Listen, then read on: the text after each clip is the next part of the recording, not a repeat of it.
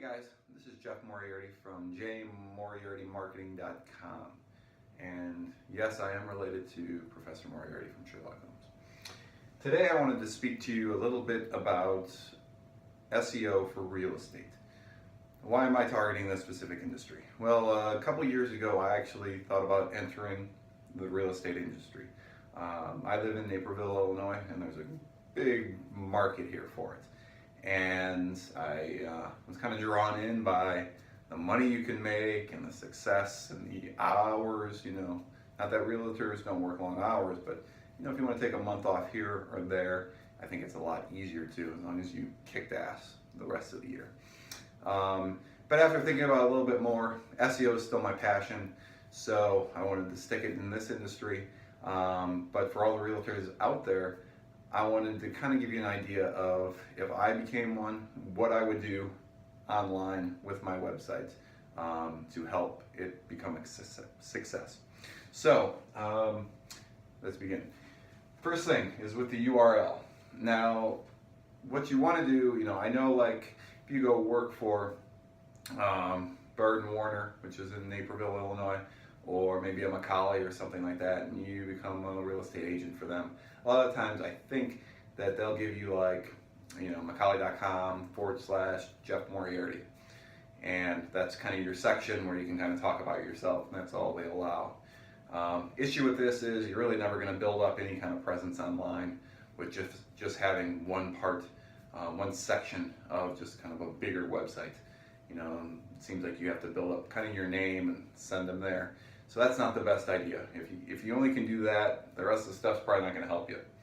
But if they do allow you to have your own URL, so maybe jeffmoriartyrealestate.com, but they probably have specific guidelines. You have to use their logo, your heading, you have to include certain information, maybe you can't include certain other information.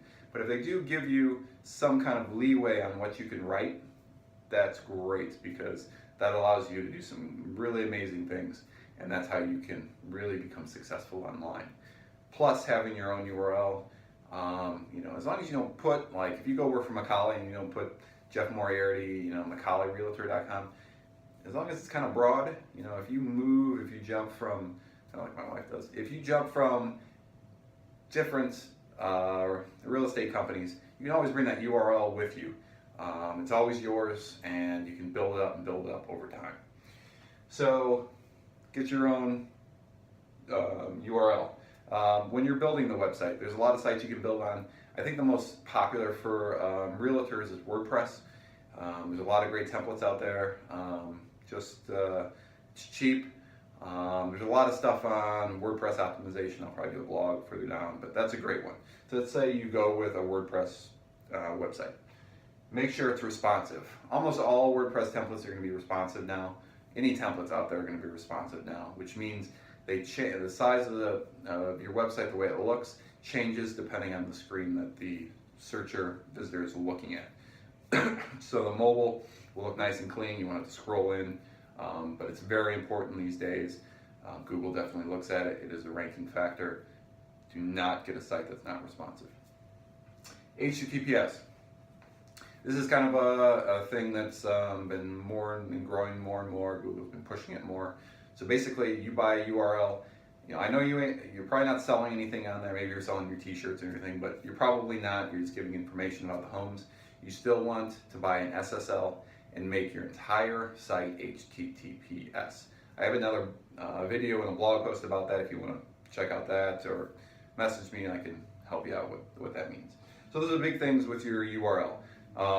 The big things. There's probably other smaller things which I can help you with, but those are the three big. Okay, so you have your website, it's up, it looks great. You need to get some traffic coming in. So you need to build content. You probably heard content is king.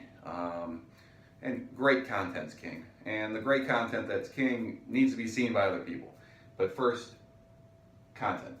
So you want to ask yourself when you're making content, this is what I'm talking, I'm talking about,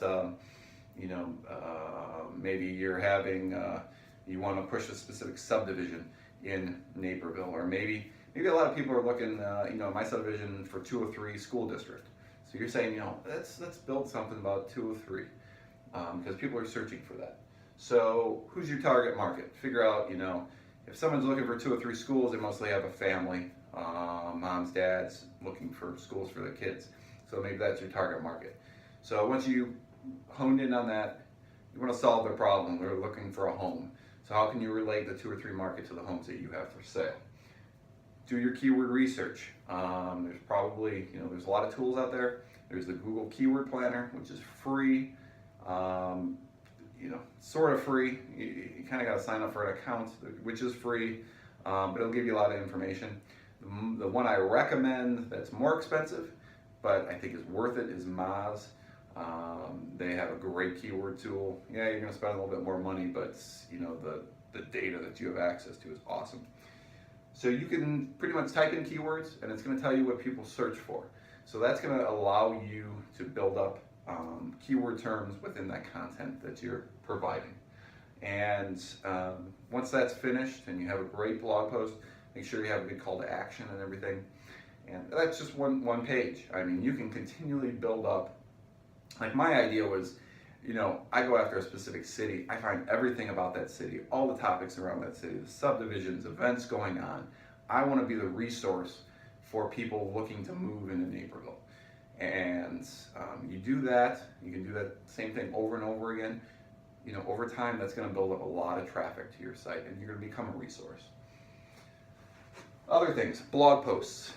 This is kind of like the content thing, but blog posts is more time, date related. So with blog posts, I would do, maybe you have a open house. Maybe you're trying to push a specific house that's in the subdivision. This is like really important. I want to get more content out there for this. I want this out there. You could do it about a house. Open house, important house, events. Maybe you're having some events at, at your real estate company, whatever they could be. Maybe there's an event in Naperville that's not even related to you. Maybe you're going to be at it. You could talk about, hey, I'm going to be at this event. There's a lot of things out there. Good to have blog posts. Next thing, testimonials. This is so important because people want to know what other people think about you and your services. It's going to help them decide whether to go with you. So getting testimonials is huge, and it's easy, especially if you're a good realtor. You can, if you, last month you sold 5 houses. Okay, so there's 5 testimonials that you better get. And, whether they're just written testimonials from your customer, you can email them up, hey, can you just give me a testimonial? I just want to post it on my page. If you can get a video testimonial, that's even better. I mean, that's great. Puts a face on the, or you can do a picture, but videos are great. And you put those testimonials on, maybe on the housing page for that subdivision. So if someone comes to that subdivision, they see that, oh, he sold houses in that subdivision. Look at these people love him. Maybe there's other houses that you're selling in the subdivision. You can put testimonials from those people who bought a house right down the street. On your page, you should have a big page just of all your testimonials. So if people want to see just everybody that's purchased, they can go down that page. Your Facebook page, you can get them to post on your Facebook page a review, a little review section. Google Local, there's other third parties out there. So they just want to see trust in you. If I search your name in real estate, I should see your website, I should see your Facebook page, I should see maybe some third parties that show reviews about you. You want to be everywhere, you want to show that you can be trusted. Okay, we talked about a little bit about videos, but YouTube is a great place. You can put the testimonials there like I talked about, but doing just videos on just topics in your area. Like I said before about events, you can match your blog posts with the videos you do. You can talk about, just the content on your page that you've created. You can do a video about that. It's another area of real estate on Google search engine that you can grab. You can also do this on Facebook.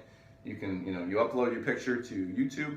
You can also upload a page to Facebook on your Facebook page, especially if you have a lot of followers. There's a company of a friend of mine that owns Listing Leaders back in Northwest Indiana. They do a lot of Facebook video marketing and testimonials that way. It's great. Everybody should be doing that. Another way of getting traffic, PPC. PPC, pay-per-click, it's the easiest way to get traffic right away. You want traffic today, you can use PPC and you can get it. Thing is, it's going to be more expensive. You're going to spend more money per click. It's always per click. It's even if they hate your site and back out, you paid that click. But if you make it targeted enough, you can make it geo-targeted. So you can say, hey, the only people that are going to see this ad are people that are in Naperville and are searching for a realtor. Or you can say, hey, anybody in the world that is searching for Naperville real estate, I want my ad to show. So there's a lot of different ways you can craft your campaigns to target the people you're going after. With PPC, I highly recommend either hiring somebody like me or another person, because you could end up spending a lot of money. And especially in real estate, it's expensive per click, so you want to do it right.